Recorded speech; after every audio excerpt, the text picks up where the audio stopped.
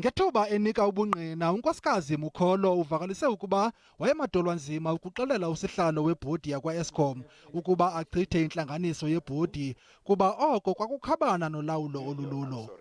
Umnumzana Jacob Zuma kutyholwa ngelithi watsalela umnxeba unkosikazi Mokholo ze wamnika umyalelo wokuba azise usihlalo webhodi yakwa Eskom, umnumzana Zola Tsotsi, ukuba achithe intlanganiso yebhodi neyayiza kushukuxa umba wokunqunyanyiswa kwamagosa amane aphezulu akwa Eskom. Uhambisa athi umnumzana Zuma wathi kuye usihlalo webhodi kuza kufuneka alinde ukufumana omnye umyalelo. He told me to place the call. As a matter of fact, as I say that the conversation was in both Zulu and English. On this part, he said, "Cela usihlalo ahlehlise umhlangano."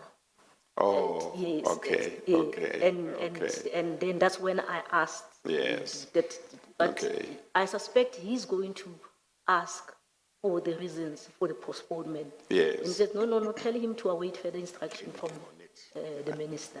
Ukanti amanye amangqina ebevelile ngaphambili avakalise ukuba umba wokunqunyanyiswa kwalamagosa aphezulu waqala washukuxwa kwikhaya likamnumzana Zuma eliseThekwini.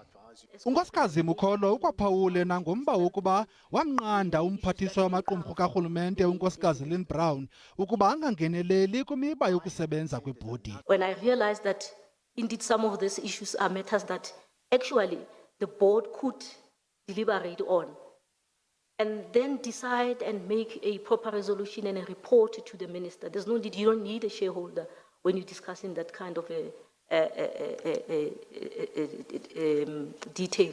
Le komishoni iza kuqhubeka ukuva ubungqina obayamene neli qumrhu lakwa Eskom xa iphinda ithabathisa ngomso.